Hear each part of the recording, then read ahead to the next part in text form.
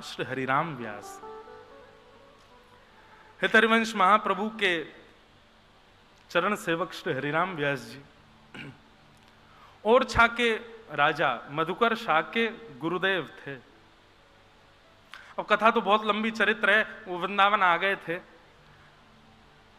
हरिराम व्यास जी सब जगह गए भारत में, विद्वान थे, अपनी विद्वत्ता से सबको परास्त करने जाते थे। पर जब वो वृंदावन आए तो यहां से कभी जा ही नहीं पाए। क्यों नहीं जा पाए, एक आध दिन कथा में हम कभी सुनाएंगे वो चरित्र भी। पर हरिराम व्यास जी वापस नहीं गए वृंदावन से। अब तो वृंदावन में ही रहने लगे, वृंदावन में ही सुख लेते, वृंदावन में ही आनंद करते। ओरछा के राजा मधुकर शाह को अपनी गुरुदेव की इतनी याद आई कि उसने सैनिकों को भेजा कि जाओ जाकर के हमारे गुरुदेव श्री हरिराम व्यास जी को लेकर के आओ। सैनिक गए, हरिराम व्यास जी नहीं गए। तो मधुकर शाह ने विचार किया सैनिकों के भेजने पर नहीं आएंगे, ब्राह्मणों की बहुत मानते हैं, मैं ब्राह्मणों को भेजूंगा तो वो आ जाएंगे। सब लोग इधर देखो, सावधानी से कथा सुनो सब।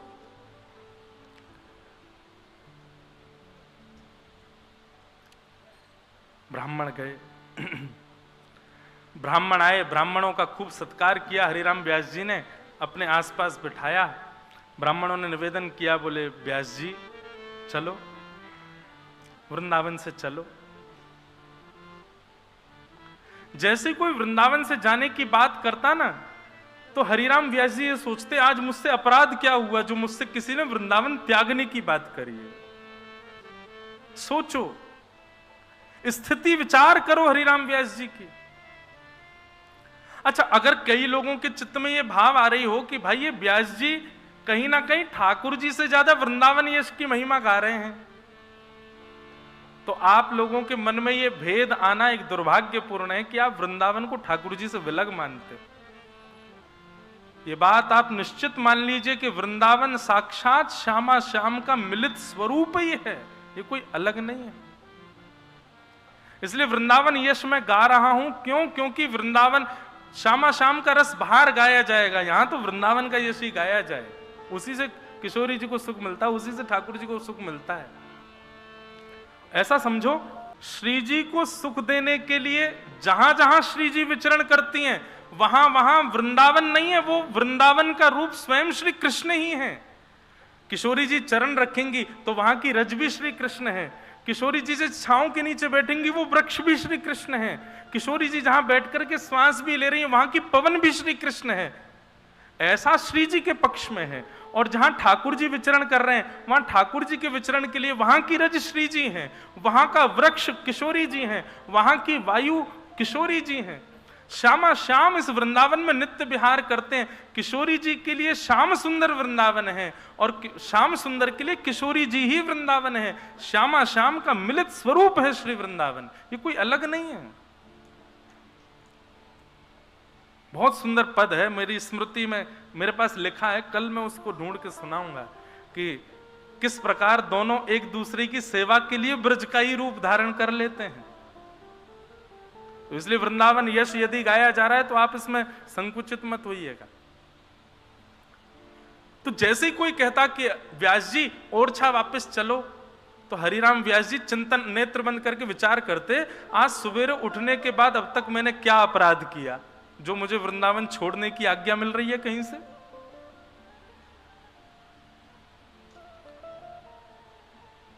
दुनिया भर की बातें हरिराम व्यास जी से कर लो तब तक कोई दिक्कत नहीं, लेकिन जरा सा कोई कह देता कि ओरछा के राजा मधुकर शाह जी आपको बहुत याद करते हैं, आप ओरछा कब जाओगे? हरिराम व्यास जी के नेत्रों से आंसू आ जाते। हे श्याम सुंदर, हे श्री जी, मैंने क्या अपराध कर दिया जो मुझे वृंदावन त्यागने की कहीं से बात सुनने को मिल रही है? ऐसी स्थिति हो जाती। निकल पड़ते वृंदावन की परिक्रमा में, और परिक्रमा में जो मिलता सबसे क्षमा मांगते, मुझे क्षमा कर दो, मुझसे कोई अपराध हो गया है जो मुझे वृंदावन त्यागने की आज्ञा हो रही है। ऐसी स्थिति थी श्री हरिराम व्यास जी की। हम लोगों की स्थिति कैसी है? हम आपकी नहीं, अपने आप को भी उसी में रखते हैं।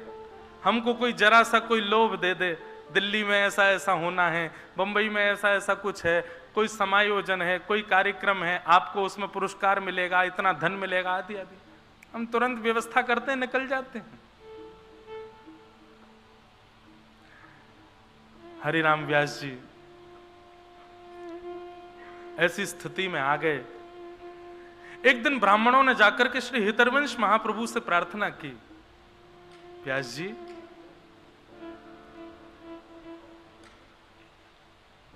हमारे कहने पर तो हरिराम व्यास जी नहीं जाएंगे,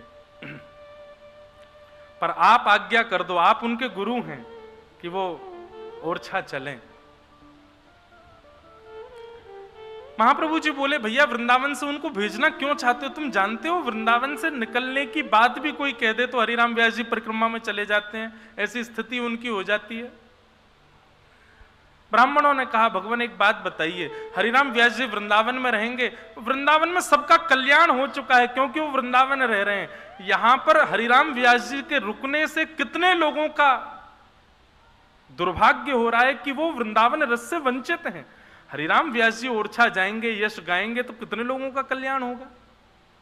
आप इस बात को विचार कीजिए ना। महाप्रभु जी ने थोड़ा विचार किया और विचार करके कहा कि ठीक है, हरिराम व्यास जी को लेकर के आओ, हम उनको आज्ञा कर देंगे कि वो ओरछा चले जाएं। अब हरिराम व्यास जी तो बड़े आनंद में थे, जैसे कर्जा देने वाले व्यक्ति, कर्जा किसी ने लिया हो और उसका पैसा वापस मांगा जाए, वो नहीं देने में सक्षम हो, उसको कह दीजिए अच्छा ठीक है तुमको 1 महीने का समय दे रहे हैं, दे देना, तो वो थोड़ा खुश हो जाता, चलो 1 महीना मिला मुझे। ऐसे हरिराम व्यास जी थे, वो सुबह से शाम तक भागते रहते उन लोगों से दूर जो वृंदावन से जाने की बात करते थे, और शाम होते इतने खुश हो जाते, अब तो जाना नहीं है, ये तो वन है, वन में रात में कौन जाएगा, कम से कम रात भर तो मिलेगी वृंदावन में रहने को। सुबह होते ही हरिराम व्यास जी की फिर चिंता शुरू होती, अब मुझसे कोई कह ना दे कि तुम ओरछा चले जाओ। हरिराम व्यास जी बड़े प्रसन्न थे, शाम हो गई थी, सूर्य अस्त हो गया था। हरिराम व्यास जी बोले चलो बढ़िया, अब एक रात और मिल गई रहने को। तभी किसी ने जाकर के कहा, व्यास जी गुरुदेव श्री हितरवंश महाप्रभु आपको राधा वल्लभ लाल जी के मंदिर में बुला रहे हैं। हरिराम व्यास जी बड़े खुश हो गए, बोले गुरुदेव मुझे बुला रहे हैं? बोले हाँ। अरे चलो चलो चलो। किसी ने संकेत किया, बोले लेकिन व्यास जी हम बता दें क्यों बुला रहे हैं? बोले क्यों? बोले आप किसी की भी बात मान करके ओरछा नहीं जा रहे हो, अब स्वयं श्री हितरवंश महाप्रभु आपको आज्ञा करने वाले हैं कि आप ओरछा चले जाओ, क्योंकि उनकी बात आप टाल नहीं सकते। ये बात सुनते ही टूट गए श्री हरिराम व्यास, क्योंकि गुरुदेव की आज्ञा की अवहेलना मैं नहीं कर सकता। लता पत्र वृक्षों से लिपट करके रोने लगे, बोले अब तो मुझे जाना ही पड़ेगा, गुरुदेव कहने वाले हैं। कहीं से काली स्याही लेकर के, कालीत लेकर के अपने नेत्रों पर, मुख पर, नाक पर, पूरे मुख पर कालीत पोत ली। राह में एक गधा चल रहा था, उस गधे को प्रणाम करके उस पर बैठ गए हरिराम व्यास जी और जाने लगे राधा वल्लभ जी के मंदिर की ओर। किसी ने जाकर के ये स्थिति सुना दी हितरवंश महाप्रभु को, जाके बोले वो तो गधे पर बैठे हैं, मुंह पर पूरे पर कालीत पोत लिए, पागलों जैसी स्थिति हो गई है, महाराज जी आप चल करके रोकिए उनको। दौड़ करके गए महाप्रभु जी और जाकर के हरिराम व्यास जी को उतारा, मुख धोया, बोले क्या कर रहे हो, गधे पे घूम रहे हो, मुंह पे कालीत पोत के, ये क्यों कर रहे हो इस प्रकार का व्यवहार? हरिराम व्यास जी कहते हैं वृंदावन जिसको छोड़ना पड़े उसकी स्थिति यही होनी चाहिए, मुंह पे कालीत पोत ले, गधे पे बैठ के घूमे, उसका कितना बड़ा दुर्भाग्य है कि श्री जी उसको अपना नहीं रही है। महाराज मेरी तो स्थिति यही हो रही है, अब आप आज्ञा कर दीजिए मैं अभी चला जाऊंगा, लेकिन माफ कीजिएगा मेरी स्थिति मैं आपको पहले ही बता दूं, आपकी आज्ञा मान करके मैं चला तो जाऊंगा, लेकिन अब मेरे वश में मेरे प्राण नहीं है। वृंदावन की सीमा जैसे ही समीप आएगी और वृंदावन की सीमा से एक पग बाहर जैसे ही मेरा तन रखेगा, प्राण वहीं निकल जाएंगे, क्योंकि अब प्राण वृंदावन के बगैर नहीं रह सकता। किसी के प्राण अन्न में है, किसी के प्राण जल में है, किसी के प्राण वायु में है, मेरे प्राण श्री वृंदावन में है। मैं यहां इसे तज करके कभी नहीं जा सकता। हितरवंश महाप्रभु ने पत्र लिख करके ओरछा के राजा को कह दिया, बोले क्षमा करना राजन, अब हरिराम व्यास तो कभी ओरछा नहीं आएंगे, तुमको मिलना है तो तुम वृंदावन आ जाओ। वो वृंदावन नहीं त्याग।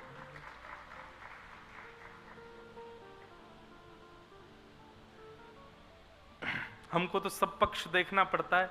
अब इस पक्ष का यदि मैं भाव व्यासपीठ से रखता हूं तो कहीं ना कहीं यहां बैठे कई लोग ऐसे हैं जो जिनका जाना अनिवार्य है वृंदावन से, वो क्या करें? देखो भैया, वैसे तो वृंदावन छूटना ही नहीं चाहिए, लेकिन हाँ, मन को सांत्वना मिल जाए उसके लिए इतना है कि तन से भले ही वृंदावन छूट जाए पर मन से कभी स्मृति से वृंदावन ना जाए। नित्य प्रति वृंदावन का स्मरण बना रहे, वृंदावन चित्त में बना रहे।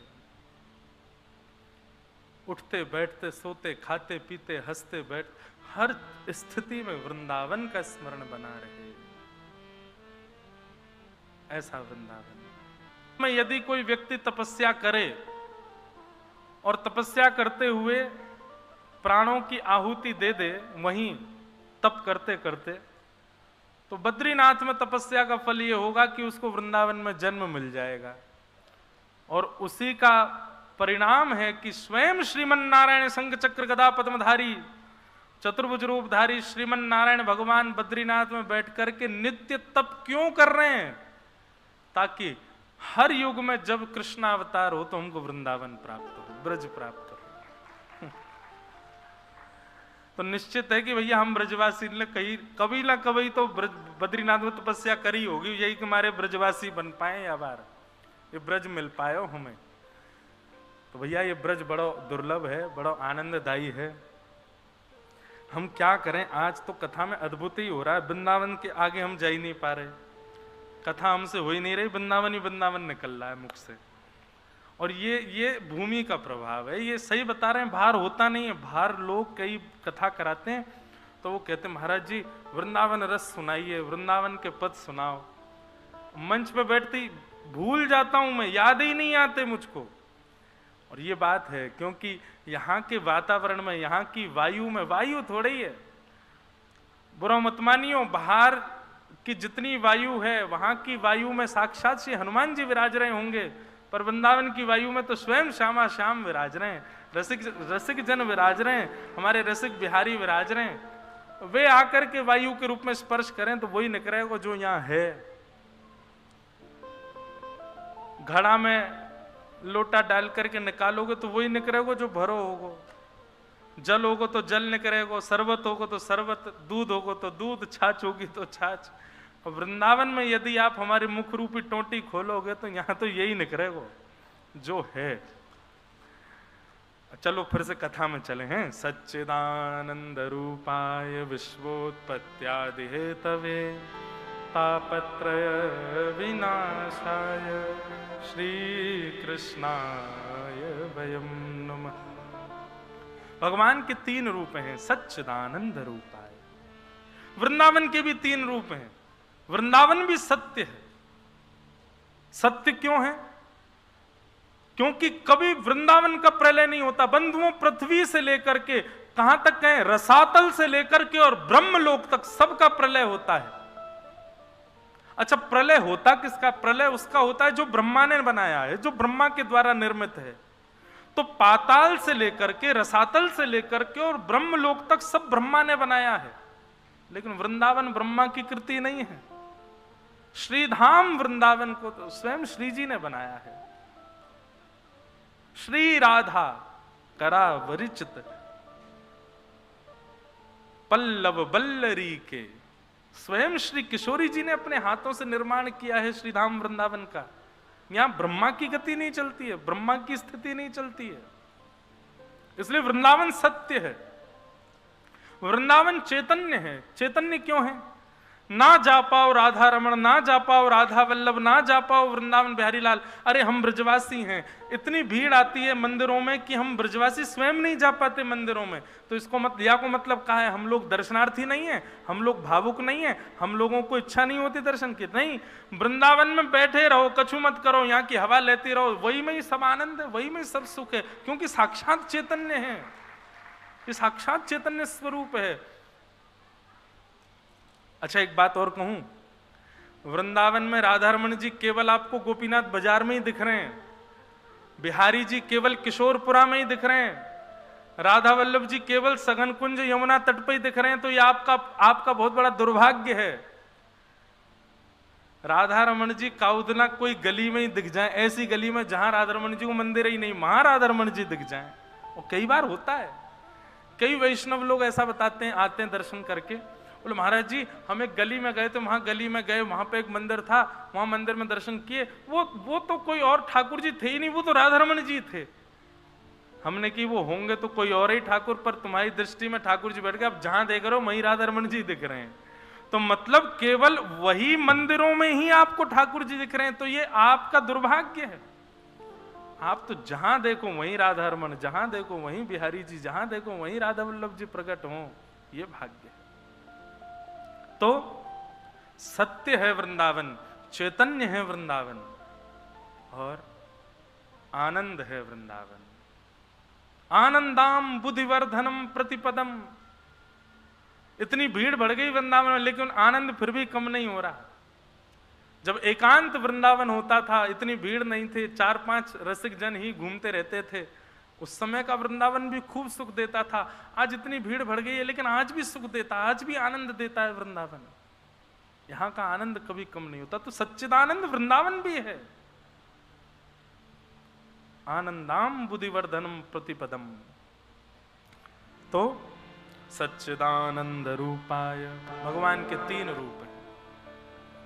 विश्वोत्पत्त्यादि हेतवे, विश्व की उत्पत्ति करना, पालन करना और संहार करना, ये भगवान के 3 काम हैं। तापत्रय विनाशाय, 3 प्रकार के तापों का जो उपशमन कर देते हैं, आदि दैविक, आदि भौतिक और आध्यात्मिक। श्री कृष्णाय वयम नमः, ऐसे श्री कृष्ण को हम बारंबार प्रणाम करते हैं। एक विषय बंधुआ आपके बीच कहना है, तापत्रय विनाशाय। 3 प्रकार के ताप होते हैं। ताप का मतलब होता है कष्ट। 3 ही प्रकार होते हैं कष्ट के। उन 3 प्रकारों में सेक्शंस बहुत सारे होते हैं, पर 3 ही प्रकार के कष्ट हम मानवों के जीवन में आते हैं, आदि दैविक, आदि भौतिक और आध्यात्मिक।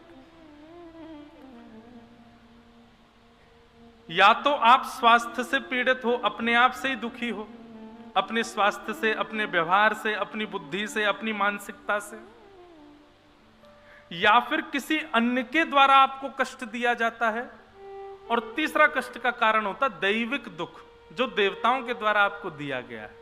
ये 3 ही दुख के कारण होते हैं, चौथा कोई कारण नहीं होता। पर कृष्णाश्रित लोगों के, वृंदावन आश्रित लोगों के, श्रीजी आश्रित लोगों के जीवन में कष्ट कम हो जाते हैं, ऐसा नहीं है। कई लोग आध्यात्मिक पथ, भक्ति पथ इसलिए स्वीकार करना चाहते हैं कि इस पथ पर चलने से हमारे दुख दारिद्र कम हो जाएंगे। एक बात कहूं, स्पष्ट कहूं, कोई लाग लपेट ना करके कहूं, कम नहीं होते। जो इस भाव से आए हैं आध्यात्मिक पथ पर कि हमारे कष्ट कम हो, उनके कष्ट कम नहीं होते, कुछ दिन के लिए टल जाते, बाद में आएंगे, भोगना तो पड़ेगा। लेकिन जो भक्ति पथ पर इस भाव से नहीं आए कि हमारे कष्ट कम हो, बस शामा शाम की प्राप्ति होनी चाहिए, इस भाव से जो इस भक्ति के पथ का अनुगामन करते हैं, उनके जीवन में जितना जल्दी हो सके उतनी जल्दी कष्ट आ जाते हैं। ठाकुर जी भुगवा लेते हैं, जल्दी जल्दी निवृत्त हो लो। बहुत सावधानी से सुनिएगा, ये कष्ट क्या है, ये ताप क्या है? हमारी परीक्षाएं हैं। विद्यालय में जाते हो तो परीक्षा तो देनी पड़ेगी। ज्यादा से ज्यादा ये हो सकता है कि किसी कारण से उस समय परीक्षा नहीं दे पाए तो कुछ दिन बाद देनी पड़ेगी, देनी तो पड़ेगी, बच नहीं सकते आप। और जो आध्यात्मिक पथ के अनुगामी होते हैं, इस भाव से नहीं कि हमारे कष्ट दूर हो बस श्यामा शाम की प्राप्ति के लिए, उनके जीवन में परीक्षाएं बहुत जल्दी जल्दी आ जाती हैं।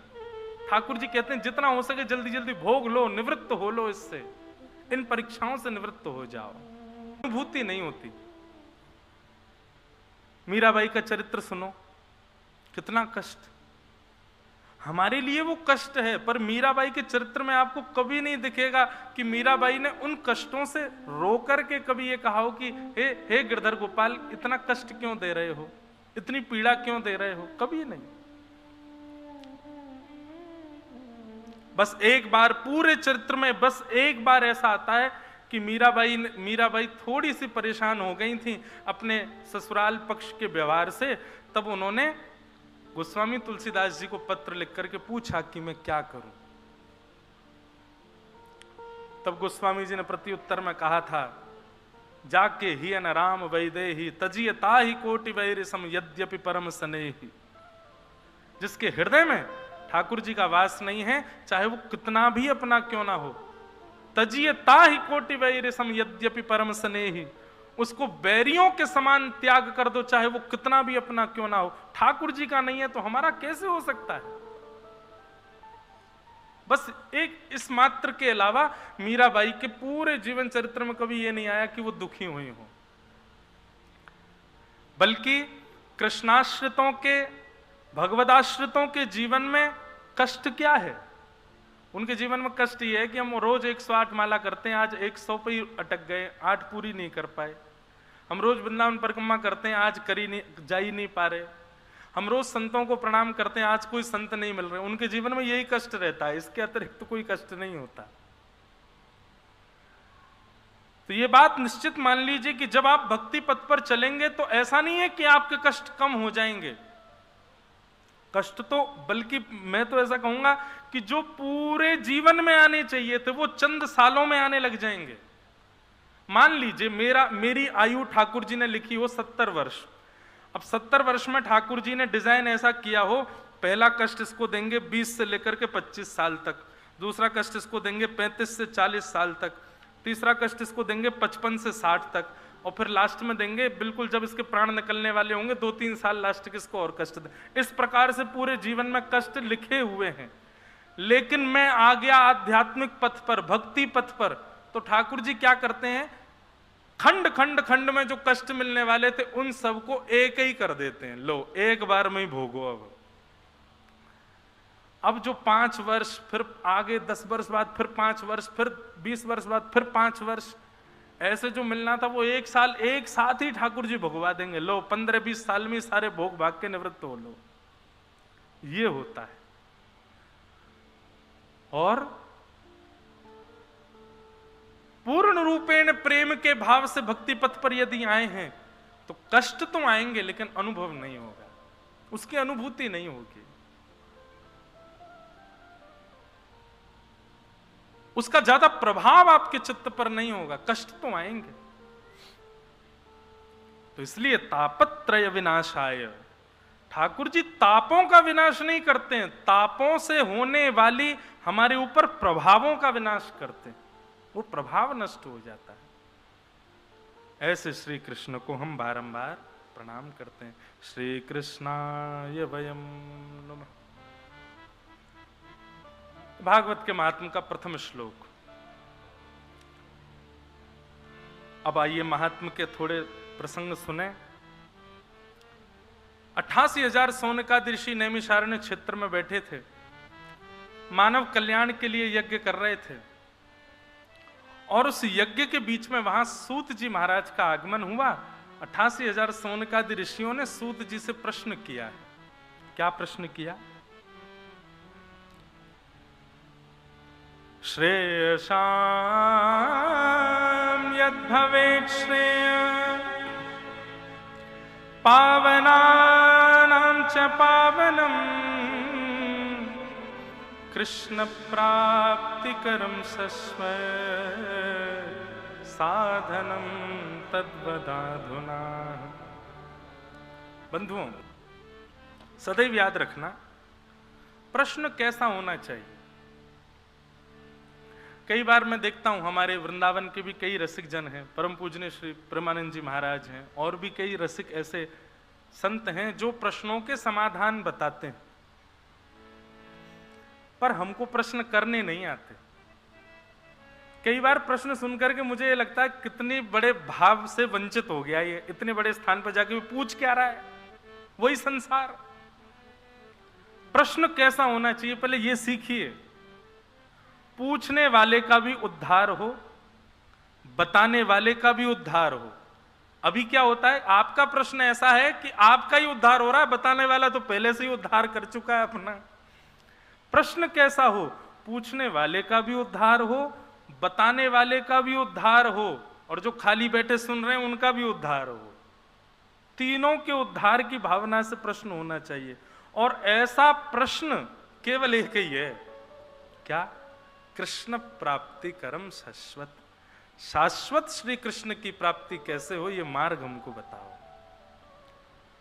और श्रेयशाम यद भवे श्रेय, यहां पर सूत जी महाराज कहते हैं, सौनकादि ऋषि कहते हैं, श्रेष्ठ से श्रेष्ठ, पवित्र से पवित्र और जल्दी से जल्दी भगवत प्राप्ति कैसे होगी, कृष्ण की प्राप्ति कैसे होगी, वो मार्ग हमको बताइए। कितना अच्छा प्रश्न है। बस ये एक ही प्रश्न में पूरी भागवत की कथा सुनाई है। सोचो, प्रश्न ऐसा हो जो पूरे ग्रंथ का निर्माण करवा दे।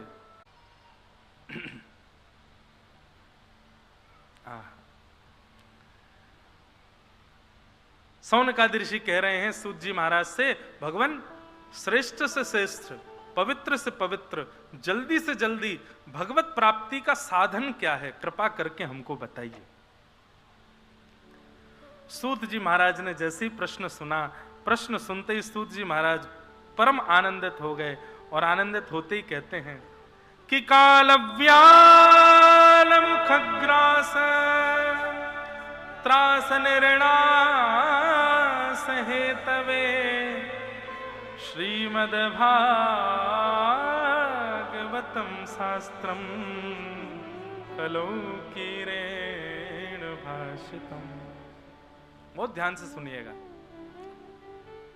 सौनकादि ऋषि कहते हैं, कालव्याल मुखग्रास त्रास निर्णास हेतवे श्रीमद्भागवतम शास्त्रम कलौकीरेण भाषितम। काल रूपी व्याल, व्याल कहते हैं सर्प को, उस सर्प के मुख में हम आप सब लोग किस भांति हैं? बोले ग्रास के भांति। ग्रास कहते हैं भोजन को। काल यानी कि समय रूपी सर्प के मुख में हम सब भोजन के भांति बैठे हैं। बस ये समझ लो, अभी तक हम जीवित क्यों हैं? क्योंकि हमारे समय रूपी व्याल का पेट भरा हुआ है। जिस दिन उसको भूख लग आई उसी दिन हमको खा जाएगा, हमारी मृत्यु हो जाएगी। मृत्यु का मतलब क्या है? उस फलाने व्यक्ति की मृत्यु हुई, मतलब उसके समय रूपी व्याल को भूख लगी, उसने पा लिया। हम लोग जीवित बैठे मतलब हमारा समय रूपी व्याल अभी भी उसका पेट भरा हुआ है। कालव्याल मुखग्रास त्रास निर्णास हेतवे श्रीमद्भागवतम शास्त्रम कलौकीरेण भाषितम। तो ये बात तो सिद्ध है कि व्याल को भूख तो एक दिन लगनी है।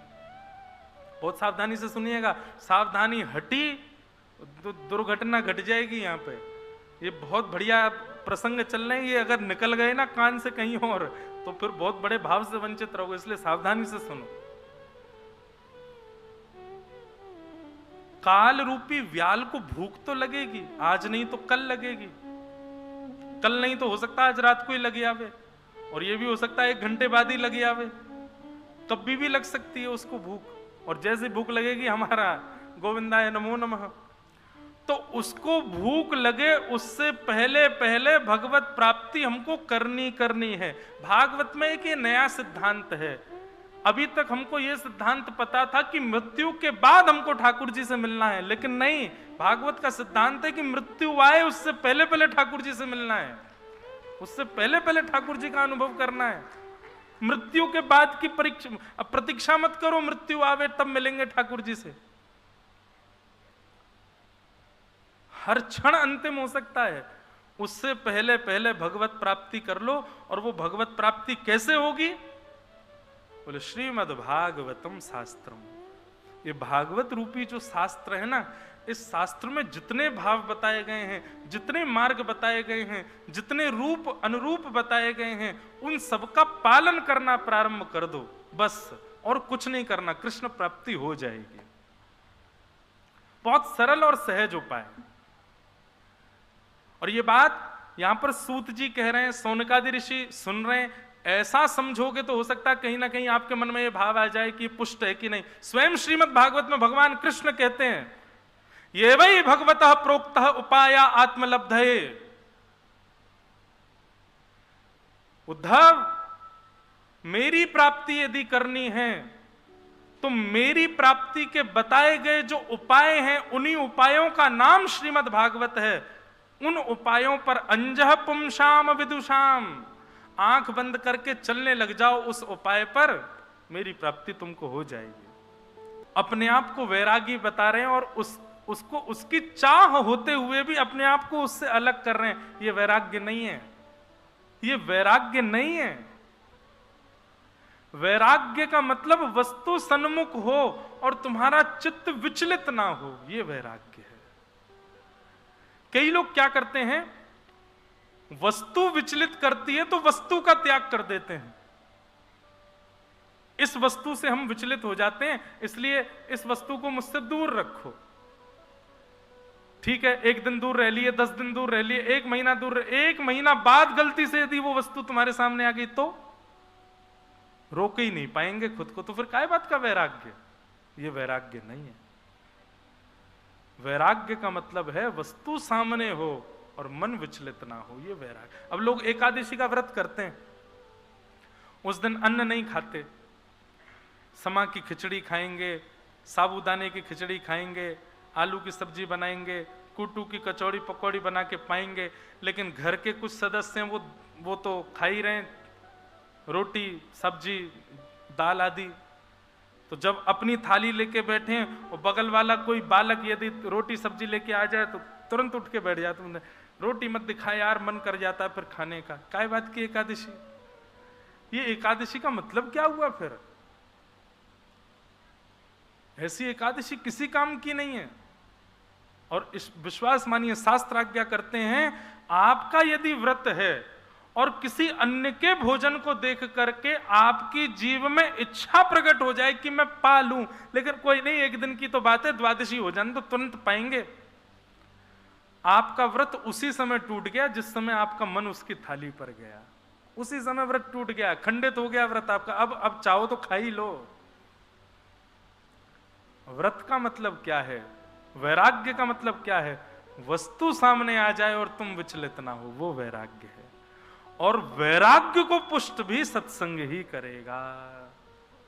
वैराग्य भी सत्संग से ही पुष्ट हो सकता है।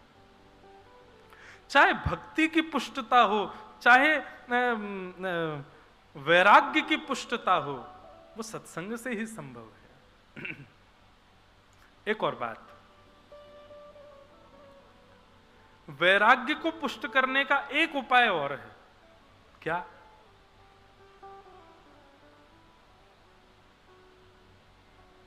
उस स्थान का, उस वस्तु का, उस भोज्य पदार्थ का, उस वस्त्र का, उस व्यक्ति का त्याग कर दीजिए जो भगवत संबंधी ना हो। जिस वस्त्र को पहनने से आप संसारी दिखते हो, उस वस्त्र को पहनिए मत।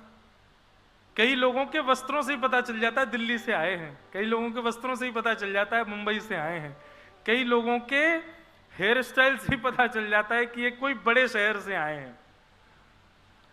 वस्त्र ही बता दे रहे हैं कि आप कहां से हो।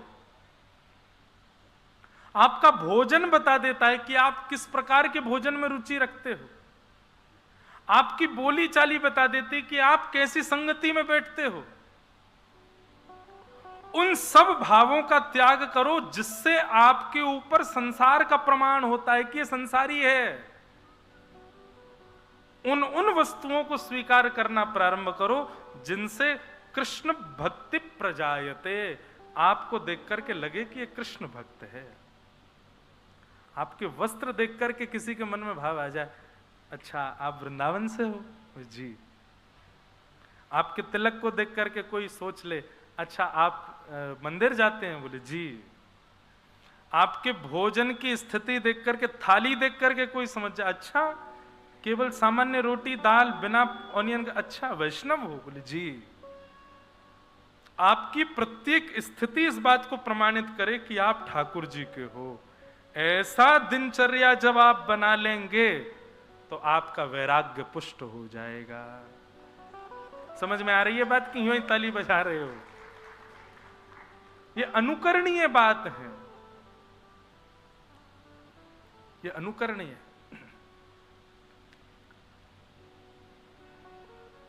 सूरदास जी कहते हैं, जाके संग कुमति उपजत है, पड़त भजन में भंग, तजोरे मन हरि विमुखन को संग, तजोरे मन हरि विमुखन को संग। जाके संग कुमति उपजत है, पड़त भजन में भंग, तजोरे मन हरि विमुखन को संग। हम तो अपना प्रमाण देते हैं। हम धोती पे कभी चलो हमारे साथ, कभी किसी यात्रा पर, एयरपोर्ट चलो, एयरपोर्ट में घुसते ही धोती बगलबंदी देखते ही जिसको देखोगे वही राधे राधे करेगा, जिसको देखो वो जय श्री कृष्ण करेगा। कोई अब तो लोग पहचानने लग गए तो बात अलग हो जाती है, पर पहले जब नहीं जानते तब भी लोग प्रणाम करते थे।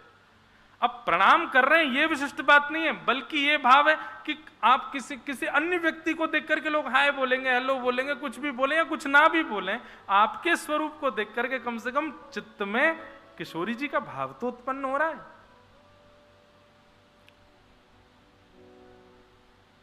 फ्लाइट में सबको वेलकम किया जाता है, पर हम जब जाते हैं तो हाथ ही जोड़ती है रोस्टेज, बोले कोई वैष्णवी आए हैं, स्वागतम, राधे राधे।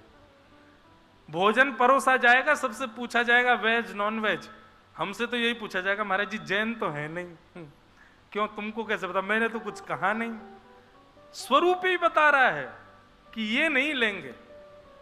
अरे कहां तक है, कई जगह ऐसा होता है कि कथा के बाद में जो आयोजक लोग कई बार ले जाते हैं, महाराज चलो हमारी दुकान पर घूम के आओ, वहां चलो।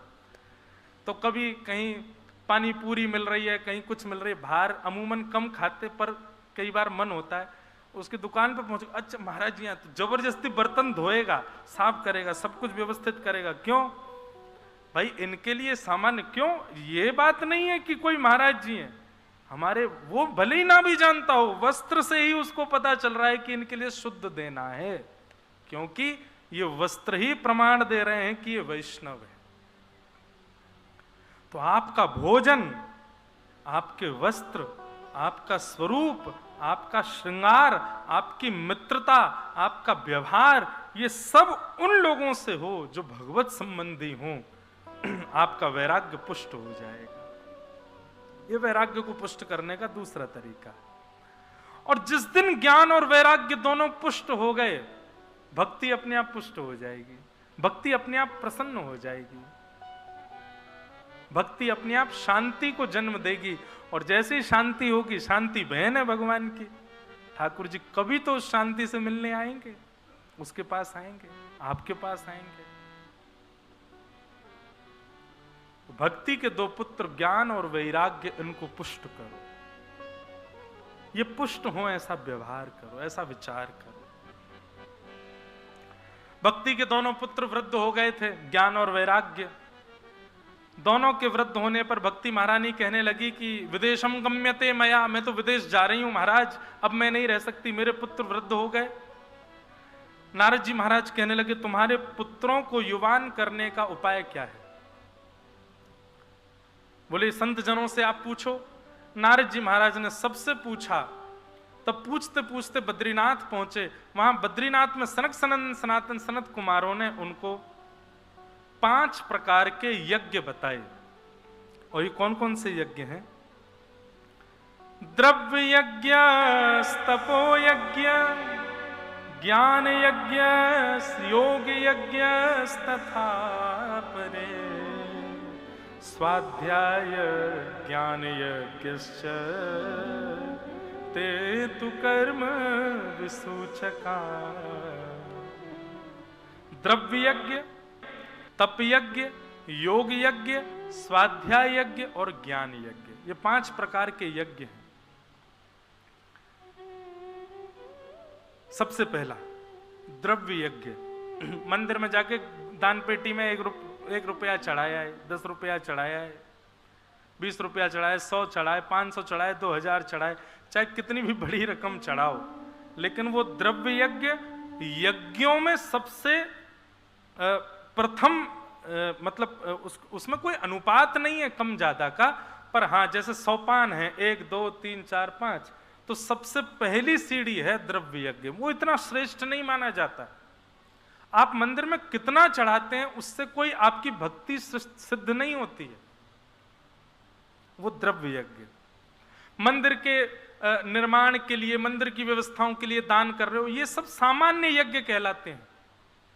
सामान्य से थोड़ा श्रेष्ठ कहलाता है तप यज्ञ। तप यज्ञ का मतलब क्या है? ठाकुर जी का दर्शन करना, दर्शन करके उसी दर्शन को अपने चित्त में विराजमान कर लेना और फिर नेत्र बंद करके उसी छवि का चित्त में दर्शन करना, ये तप यज्ञ कहलाता है। ये सामान्य से थोड़ा श्रेष्ठ है। द्रव्य यज्ञ, तप यज्ञ और तीसरा आया योग यज्ञ। तप यज्ञ से थोड़ा सिद्ध श्रेष्ठ क्या है? योग। योग का मतलब प्राणायाम नहीं है। योग का मतलब होता है मिलन। भगवत संबंधी वैष्णवों से जब आप मिलन करते हैं तो वो योग यज्ञ कहलाता है। आप किसी संत के दर्शन करने गए, किसी वैष्णव को प्रणाम करने गए, किसी वैष्णव को वंदन करने गए, ये सब योग यज्ञ कहलाएंगे। तो द्रव्य यज्ञ, तप यज्ञ, फिर योग यज्ञ और फिर चौथा आया स्वाध्याय यज्ञ। स्वाध्याय यज्ञ किसको कहते हैं? बोले आपने जो कथा सुनी, जो सत्संग सुना, जो वैष्णवों से सुना, श्रवण करने के बाद में उसका मनन चिंतन करके अपने ऊपर उसको लागू करना, इसको स्वाध्याय यज्ञ करते हैं। ये बाकी के यज्ञों से श्रेष्ठ है। और सबसे श्रेष्ठ यज्ञ क्या है? बोले ज्ञान यज्ञ। श्रीमद् भागवत की कथा करवाना, श्रीमद् भागवत की कथा करना और श्रीमद् भागवत की कथा सुनना, ये सबसे श्रेष्ठ यज्ञ है। समय पास में कोई दिव्य मंदिर है, वहां के दर्शन का समय है, आप दर्शन को नहीं जा पा रहे, कथा सुन रहे हो, तो उसमें कोई दोष नहीं है। लेकिन दर्शन खुलने के भाव से आप तुरंत कथा छोड़ करके गए तो यह दोष माना जाएगा। और यह बात हम नहीं कह रहे हैं, यह भी शास्त्र प्रमाणित बात है कि आप किसी अन्य विधा के लिए, अन्य उपासना की क्रिया के लिए सत्संग का त्याग मत कीजिए। बाकी भावों का त्याग आप सत्संग के लिए करो, चलेगा, पर सत्संग का त्याग अन्य किसी भाव के लिए करोगे तो वो दोष बन जाएगा।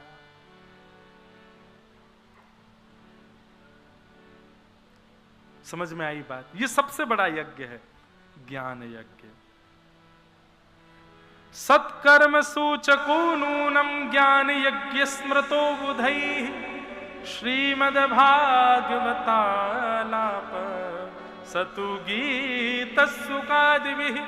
सुखदेव जी ने जो भागवत की कथा सुनाई है श्री परीक्षित जी महाराज को, ये दोनों के बीच का जो संवाद है, ये सबसे बड़ा यज्ञ है। इस यज्ञ का त्याग कभी मत करो। इस यज्ञ का पालन यदि करेंगे तो आपके सारे कार्य सिद्ध हो जाएंगे। हे नारद जी महाराज, यदि आप चाहते हो कि भक्ति प्रसन्न हो जाए, ज्ञान वैराग्य पुष्ट हो जाए, तो भागवत की कथा कराओ, सबसे बड़ा यज्ञ है। नारद जी महाराज बोले, मैंने साक्षात गीता सुना दी, वेद सुना दिए, उपनिषद सुना दिए, उनसे कल्याण नहीं हुआ, भागवत से कैसे हो जाएगा?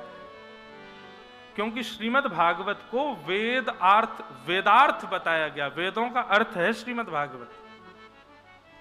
जो काम वेद नहीं कर पाए वो वेदार्थ कैसे कर देगा? तब सनत कुमार कहते हैं, वृक्ष में फल को जन्म वृक्ष देता है।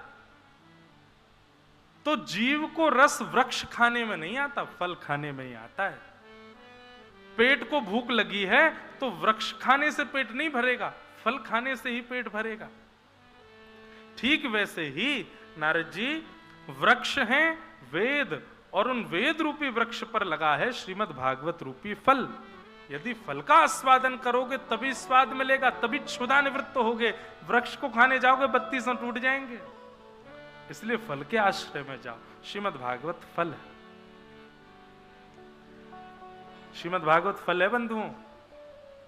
निगम कर्प तरोर गलितम फलम, निगम कल्प तरोर गलितम फलम, सुख मुखाद अमृत द्रव संयुतम, पिबत भागवतम रसमालयम, मुहुरहो रसिका भुवि भावुका। श्रीमद् भागवत फल है। इससे क्या समझ में आया?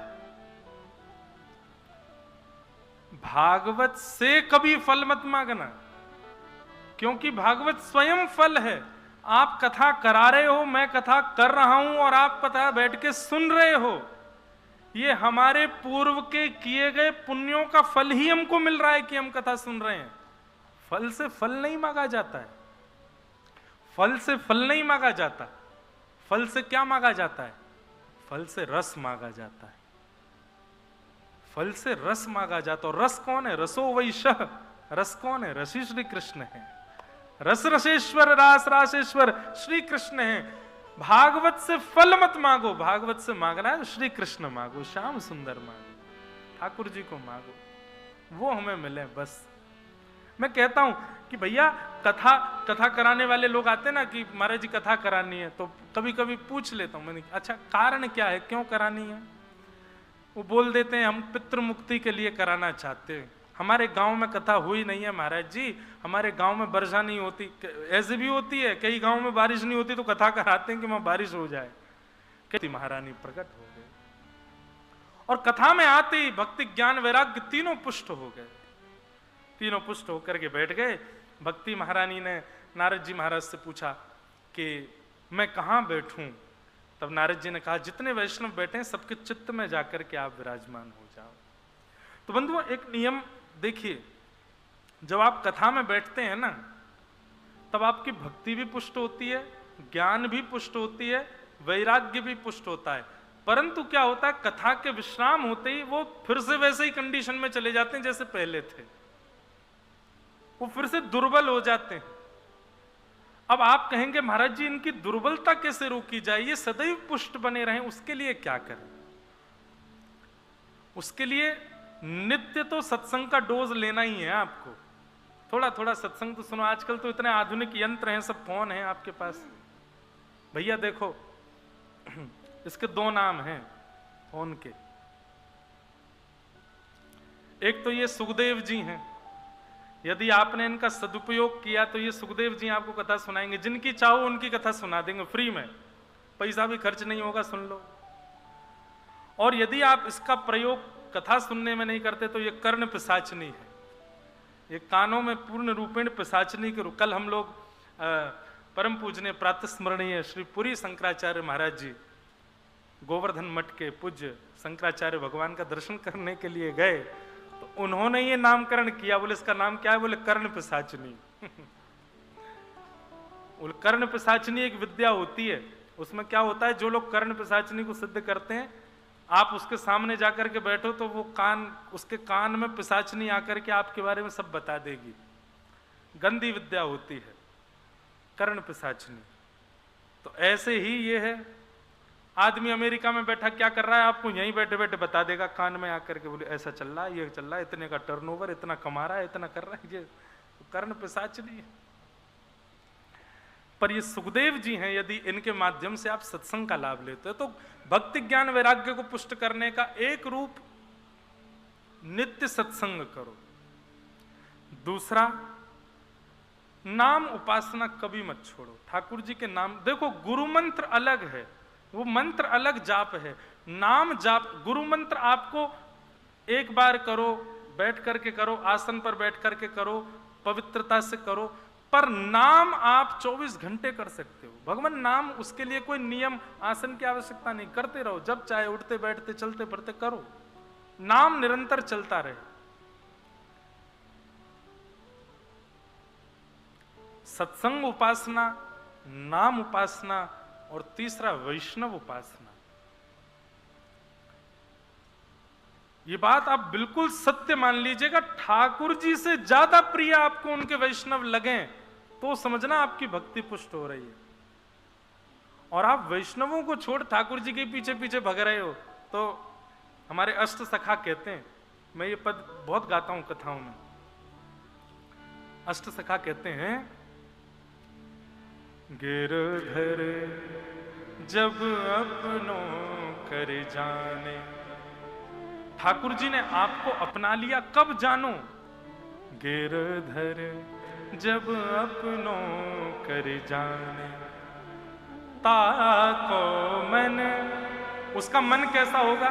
भक्तन की सेवा, भक्त चरण रज सदा लुभाने। भक्त चरण रज सदा लुभाने। गिरधर जब अपनों कर जाए।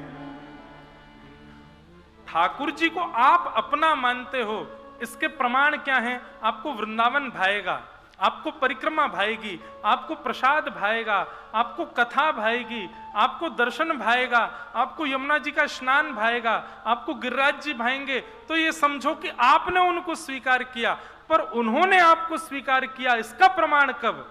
बोले जब आपको ठाकुर जी के भक्त भाने लग जाएं, ठाकुर जी के वैष्णवों को देख करके नाचने का मन करे, किसी के सिर पर उर्धपुंड देख करके, किसी के गले की कंठी माला देख करके, किसी के सुंदर भक्त वेश को देख करके, आप भले ही उसको जानते नहीं है, पर आपके मन में प्रसन्नता हो जाए, आपका मुख खिल जाए और आपके मन में भाव आए, जय हो, आज एक भक्त वैष्णव का दर्शन हुआ। ऐसी चित्तवृत्ति जब आपकी हो जाए तो समझो ठाकुर जी ने आपको स्वीकार किया। भक्तन में मति, भक्तन में गति, भक्त चरण रज सदा लुभाने। भक्त चरण रज सदा लुभाने।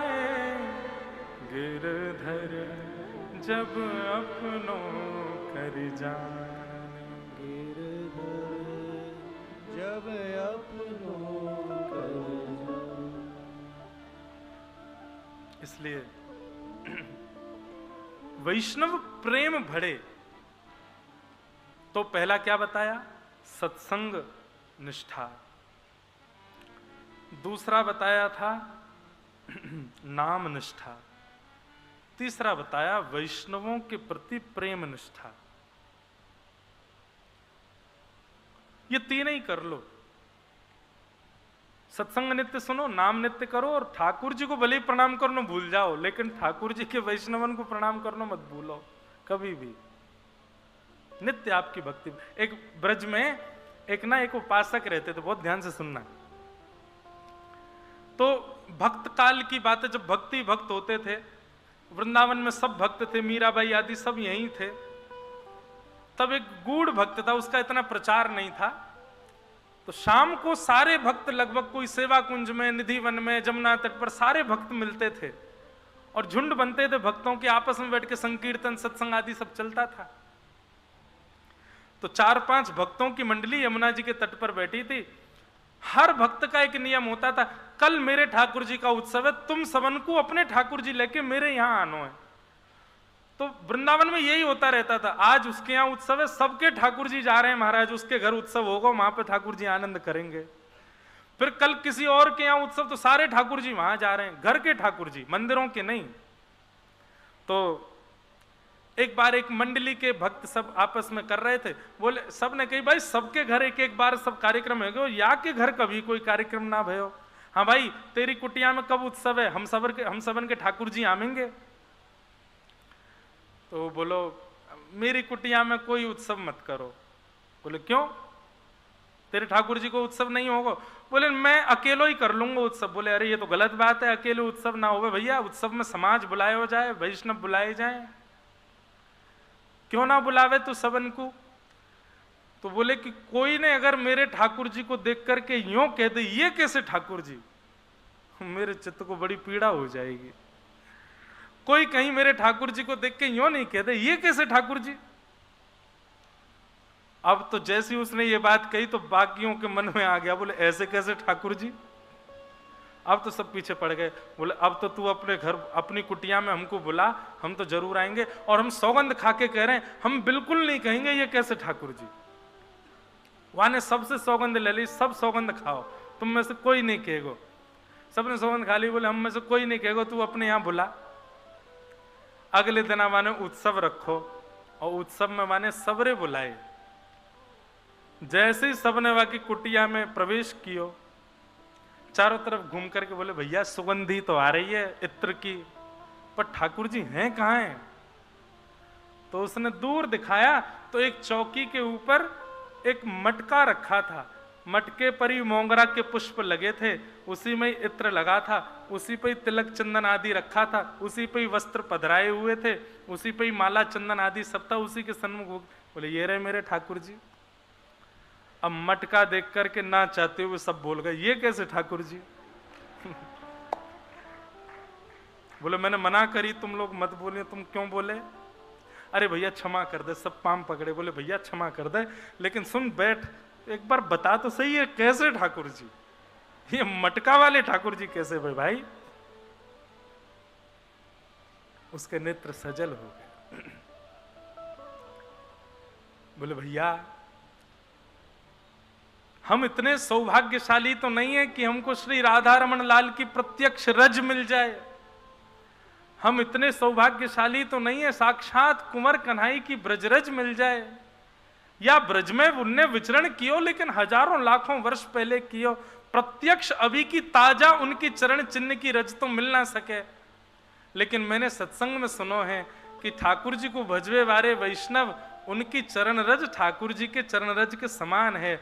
तो मैं यही करूं, पूरे वृंदावन में विचरण करूं, और जहां कहीं से भी वैष्णव निकल के जामे उन सबन की चरण रज लेकर के आऊं और या मटका में भर लूं, उन सबन की रजन को ही अपने श्यामा श्याम के रूप में मान करके या मटका की नित्य पूजा करूं, नित्य सेवा अर्चना वंदना करूं।